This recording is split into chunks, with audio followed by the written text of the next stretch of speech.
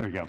So, the title of today's message is Be Curious, Not Judgmental. Now, first off, I want to say that I really just love this show. If you haven't ever watched Ted Lasso, you need to watch Ted Lasso. You might have to pay for, I don't know, is it on Apple, I think, for a month and just watch through the whole thing, binge it.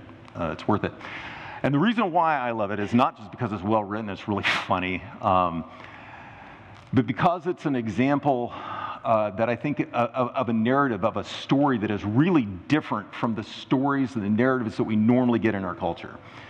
The narratives and the stories that we get in our culture are generally about, sometimes they're about an underdog, or sometimes they're about someone who has some authority or power or prestige or whatever.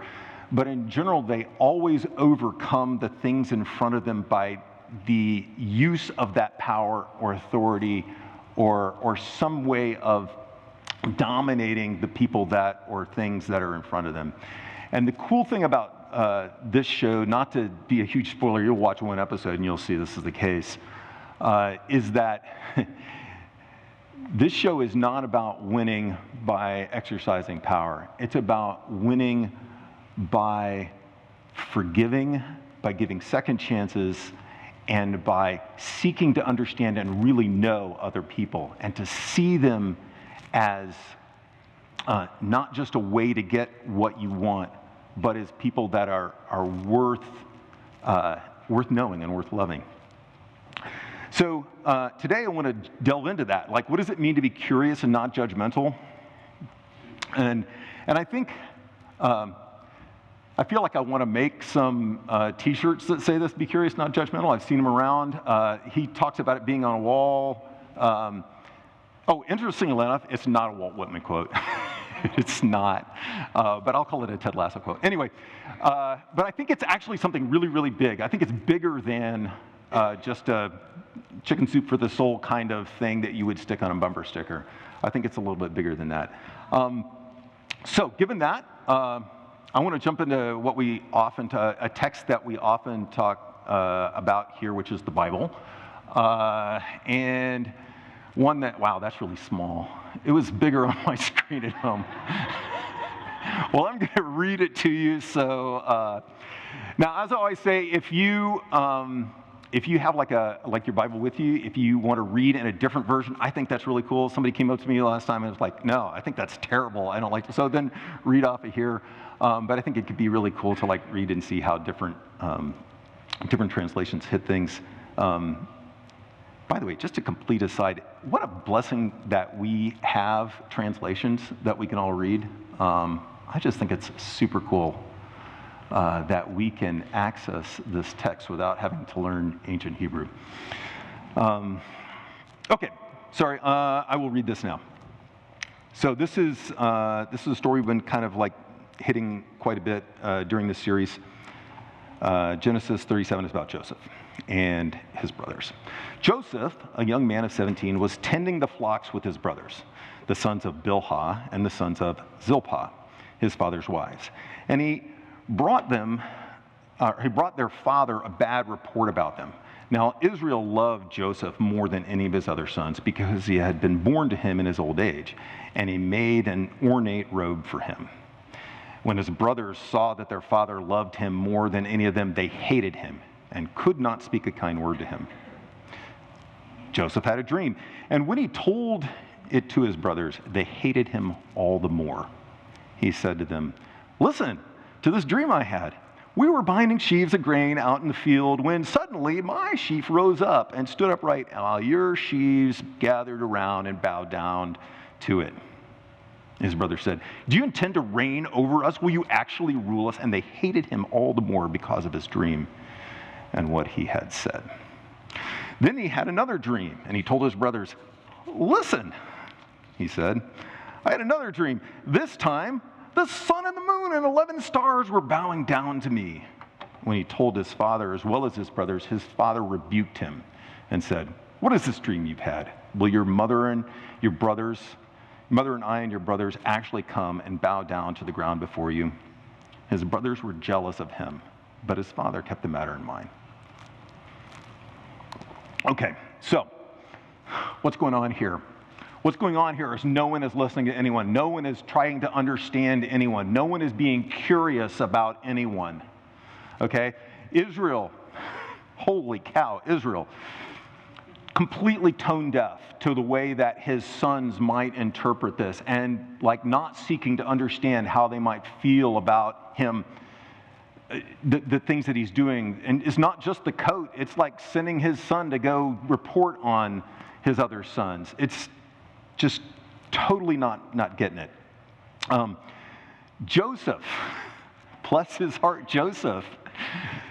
I mean, he's got all this favoritism. He's just swimming in it. He thinks this is the way life is. This is the way it's supposed to be, right? You just walk along and your dad loves you more than everybody else. And of course, you get this special coat because you deserve it. And you tell these dreams and everybody's just supposed to go, oh, yeah, that sounds great. Of course, this is going to happen, right?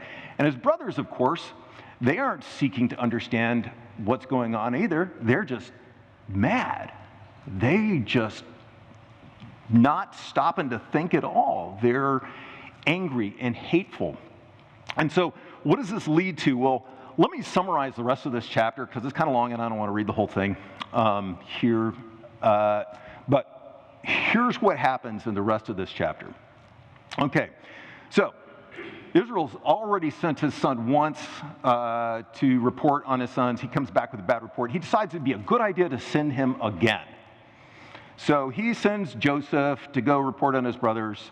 Joseph gets lost, whatever. He finds them eventually, and as he's coming towards them, they get together and go, oh yeah, here he comes. Let's kill him. Now, one of his brothers goes, hey, how about we don't kill him? What about that? And they go, oh, okay. So instead, they throw him into a cistern, like a dry well, like a big pit that he can't get out of. And then, what do they do next? They have lunch, because that's what you do after you throw your brother into a pit. And as they're having lunch, they see this caravan of foreigners go by, and they go, hey, you know what? Instead of killing him, because then we'd have blood on our hands, and that'd probably be bad, what if we sell him into slavery and then we'll get some money and we'll be rid of him too, right? So they do that instead, because obviously that's better. But then they're like, how are we going to cover this up? So they tear up his robe, his fancy Technicolor dream coat, and they dip it in some lamb blood, because I got all the lambs around, and they take it back to Dad, and Dad sees it, believes the story, and is inconsolable with grief. It's bad, okay? So that's what's going on here. So, as Monty Python says, now for something completely different. I read a lot of books. In fact, I've been told that I read a lot of boring books.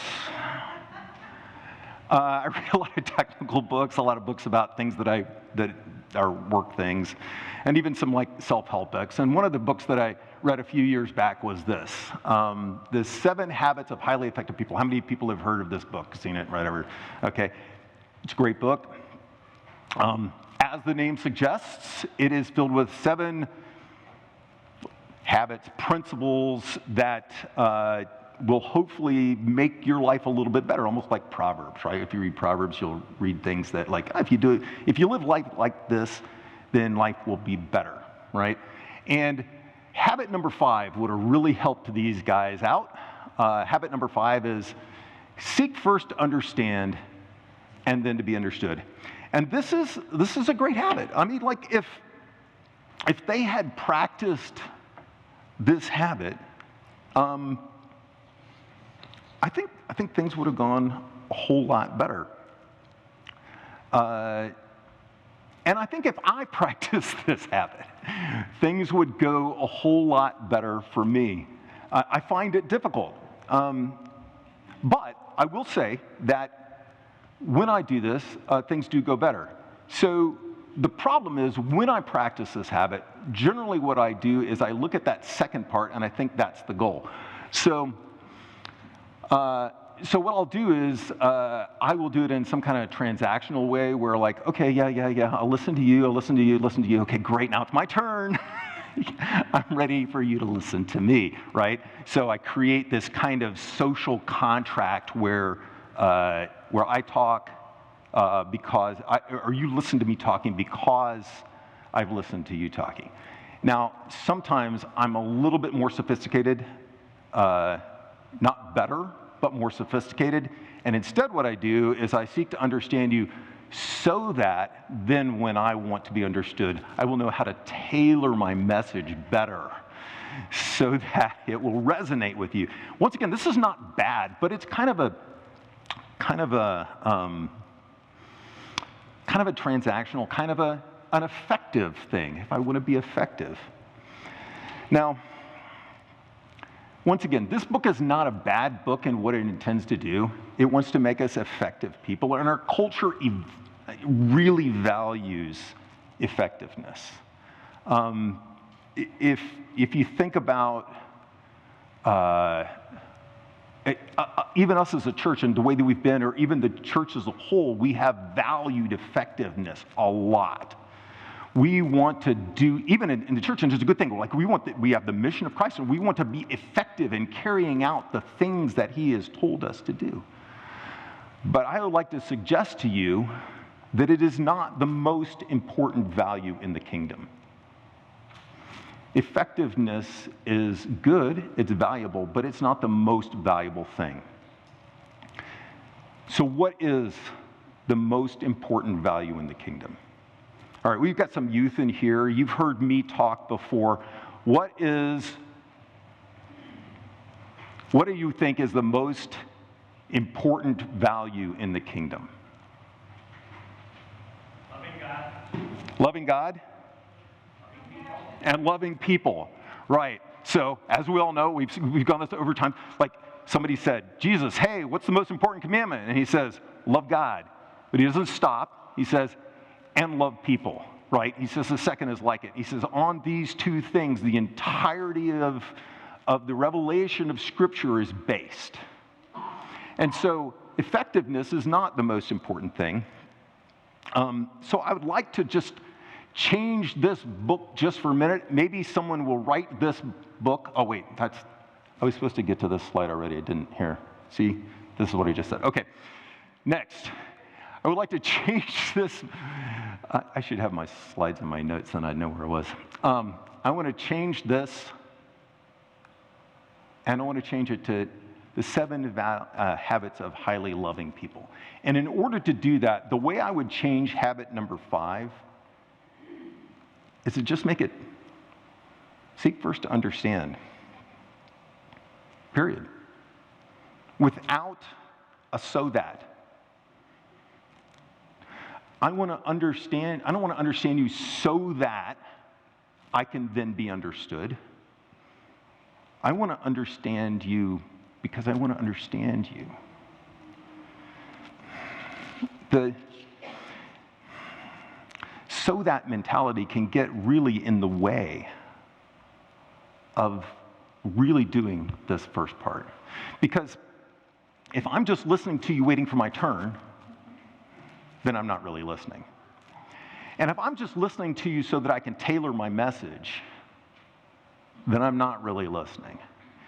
And if I'm just understanding you so that I can, well, trying to think of a nicer word than manipulate, but so that I can manipulate you and manipulate? Time for a drink of water. So that I can manipulate you, I'm not really seeking to understand. So if I'm not, wait, what happened here? There we go, okay.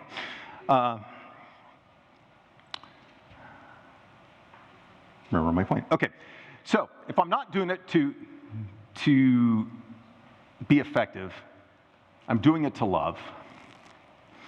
Why is that? I want to unpack that thought just a little bit. When I really love someone, I want to know them more. Let's think about this in the terms of God, right? We love God.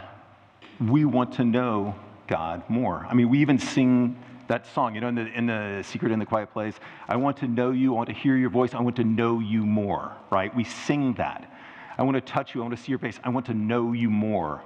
This is us reaching out for God. This is why we read the Bible, because we want to know God. We don't just read it to get like here's a list of rules of things you need to do, blah, blah, blah, blah, do this, right? Like it could have been a lot more boiled down. If it was just going to be a list of rules, we'd just have Leviticus, okay?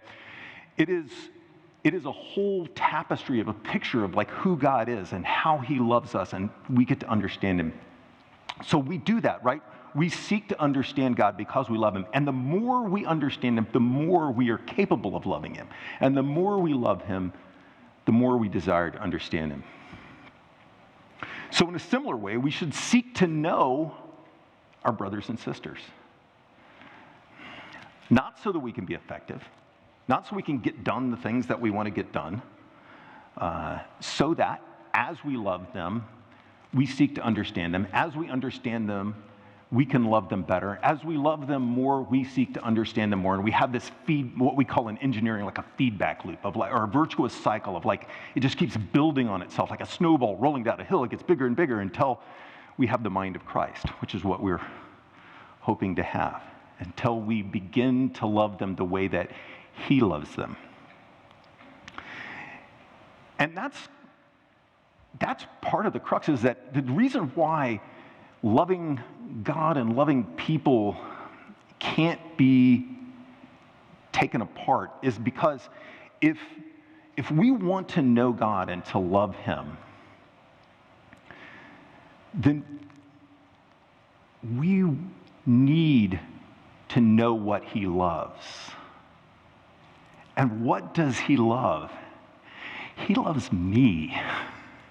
And he loves you. He loves all of us. He loves the people that are sitting next to you. He loves the irritating people at work or at school.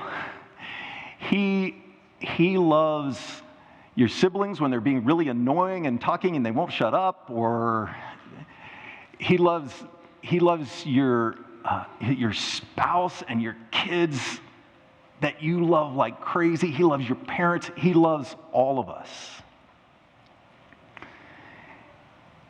And so if we want to know him, we want to know what he loves. So I was thinking about this and how there's a lot of scriptures that tie these things together. But one that I don't think we've hit recently, and it just kind of came up to me, was this. Philippians chapter 2, first 4 verses. I'll just read through this real quick. Just in case. It's not quite as small as the other one, but still. Therefore, if you have any encouragement from being united with Christ, if any comfort from his love, if any common sharing in the Spirit, if any tenderness and compassion, then make my joy complete by being like-minded, having the same love, being one in spirit and of one mind. Do nothing out of selfish ambition or vain conceit. Rather, in humility, value others above yourself, not looking to your own interest, but each of you to the interest of others. Now, there's one verse in here that kind of like seems a little weird to me, or maybe it seemed a little weird to me until I thought about it a little bit more and I had kind of an insight. And that is in humility, value others above yourselves. Wait. I think God loves all of us, right? So why should we value someone else like, aren't we, we're all equally loved, right? And therefore we're all equally valuable. And I think it comes down to this. Maybe let's change this a little bit and say, in humility, be more interested in others than you are in yourself. Be more curious about others than you are about yourself. Be more desirous of understanding others than you are of yourself. Because the truth is, you already have a pretty good idea of, all of us have things in us that we don't really understand, but we're pretty sure of like who we are and what we think and like our opinions and all that stuff. We don't really understand others nearly as well as we do. And so, in truth, other people are more interesting, or can be. Um, so,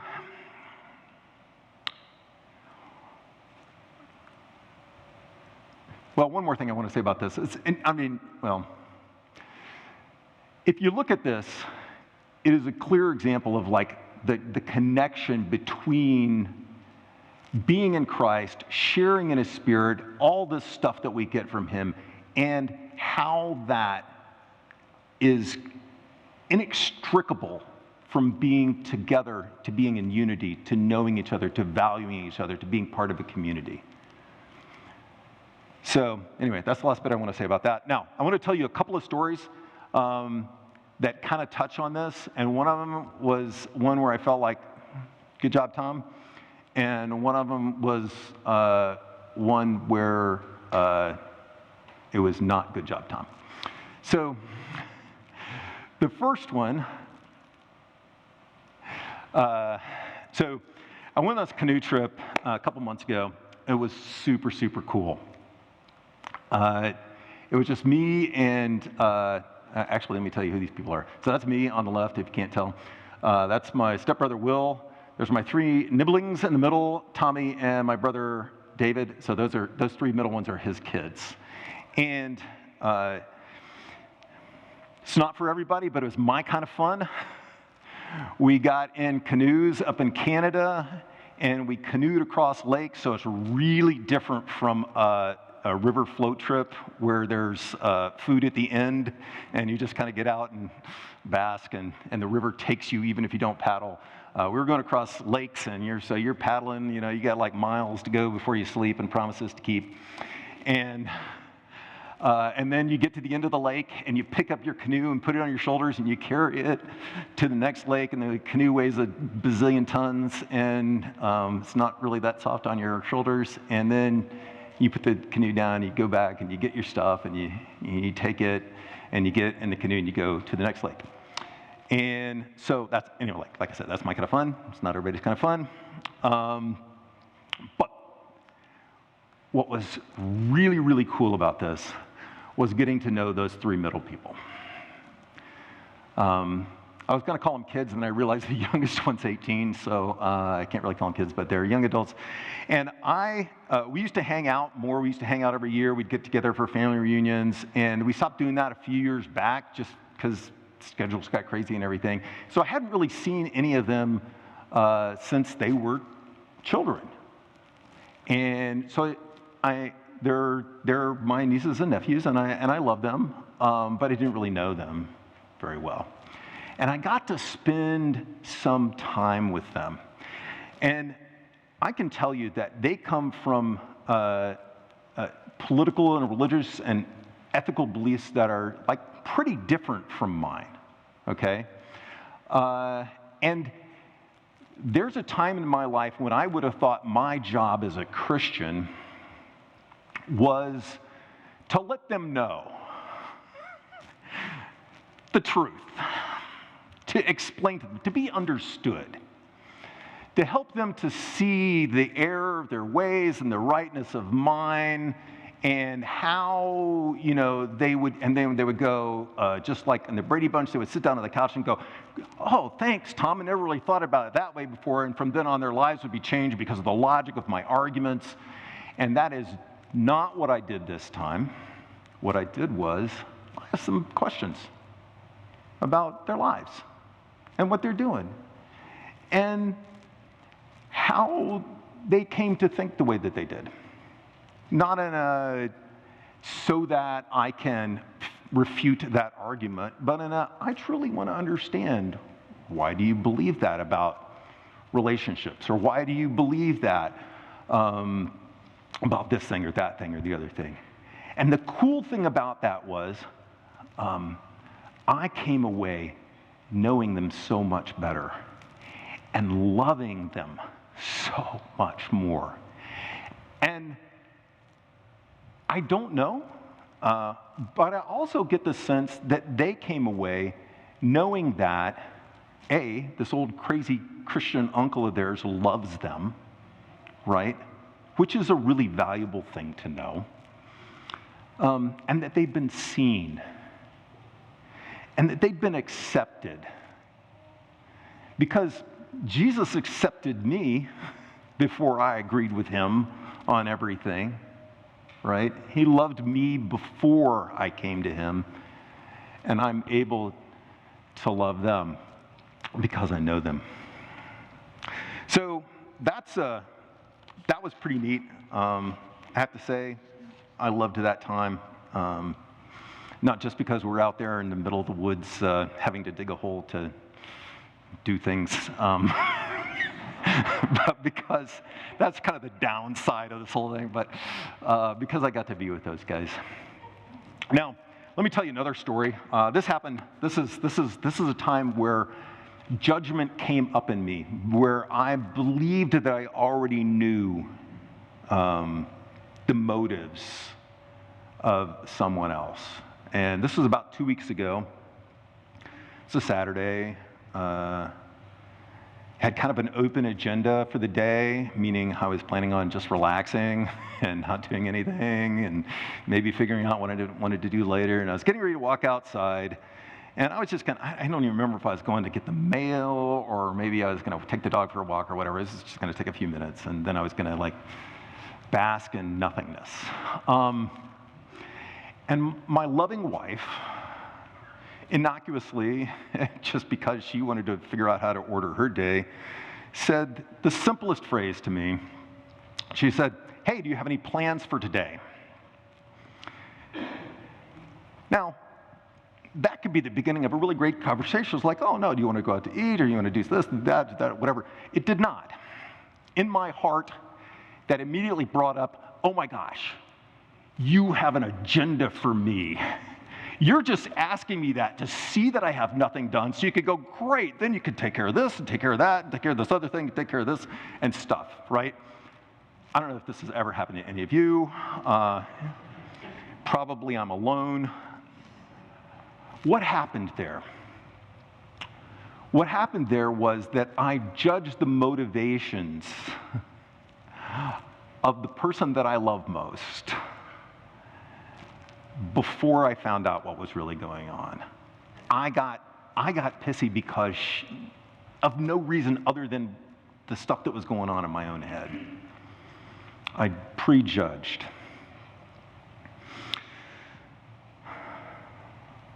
And I have this idea that's actually, this is for free, okay? All this for free, but still.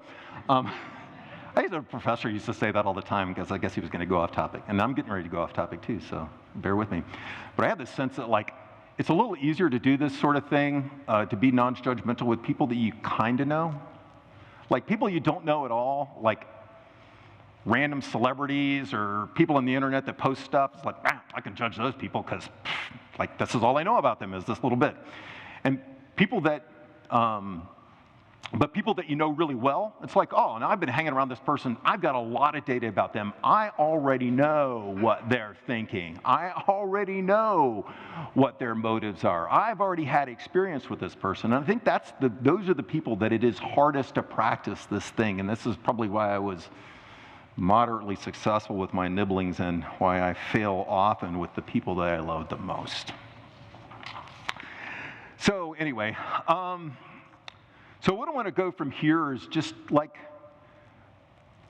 what are some practical steps? So what's some practical stuff about this? How do I do this? Because I think the first and foremost thing is to have the intention. Have the intention of knowing others so that you can love them. That's the so that you can love them. But then, how do we do this? Well, I think the first thing is understanding requires non-judgmental listening. So when we're seeking to understand, we put ourselves in the world of the person we're listening to. We're not assigning our own preconceived ideas to what they think or what they do. We let them explain why they think and do. And we don't apply judgment to it. We seek to know from them what's going on. And I think you can do this with good questions. And I think these good questions, I'm going to give you some good questions. Understand that these good questions can be misunderstood even if said in the right tone. So there's a good question like, why did you do that? You know, that could come two ways, right? Like, why did you do that? You know, I had teachers ask me that when I was, my parents asked me that when I was younger. But there's also a sense that we can ask that and we're like, well, why? Why did you do that? Or why do you think that? Where we really seek, it's got to have that sense, like, first off, of the desire to understand, not the desire to then be understood or the desire to judge. So that's, or what were you thinking? What were you thinking at that moment? Once again, that could be that. What were you thinking? Can't say it like that. Got to say it a little differently. Second thing is, like, understand, because we might be worried about this sort of thing, that in order to understand that we have to agree with the other person, that we have to go, oh, yes, therefore you, because, like with my nibblings, right? They believe some different stuff than I do. And I can understand that without agreeing, without believing the same things that they believe. It is true that I do not have to be in lockstep with my brothers and sisters to love them. We can come to different conclusions from our experiences. They've had some really different experiences than I have. Some experiences, I mean, I've lived a lot longer. I've lived as long as, not quite all of them put together, but pretty close. Some of them have had some experiences that would blow your mind, right? And they've come to some conclusions based on those experiences. I still don't agree with some of that, but I know them and love them and can understand where they're coming from. Understanding comes primarily from the person to be understood. Now, here's a really important one, because if we want to understand each other, sometimes I would go, like if I wanted to understand Debbie, I would go to David and go, David, can you explain Debbie to me? And that might be valuable. There's some times when maybe that could be useful, but in its worst instance, it turns into like gospel triangulation, right? It turns into like us just talking about the other person and then making our own judgments without that person being involved. And so when we want to understand someone, we want to understand them from them, because they're the ones that understands their own experiences and themselves. And really, we want to know them, not know about them. And finally, understanding requires us to be humble, but brave. So the title of this series is More Than Nice, and I think this is where more than nice comes in, because nice doesn't really delve into like differences. Nice just kind of goes, let's just keep this all smooth, let's keep it on the surface, let's not get into those deep things, let's just be nice, let's talk about the weather, let's talk about TV shows we like, Ted Lasso. Let's keep it on the light. We can talk about sports. I didn't do that. Okay. And that can lead to a false sense of knowing, right? We've had a lot of conversations with people, so we feel like we know them, when in fact the conversations we've had have not been about of any substance. We have not delved into what's really going on, what really drives them, what's really in their hearts. And bravery leads us to being willing to be humble and acknowledge that we don't already understand, that we don't already know. And it should be easy to do this, but it's not. Because we're limited humans, and because we want people to like us. And so we're afraid that if we delve into these areas, we might find some things that scare us, or that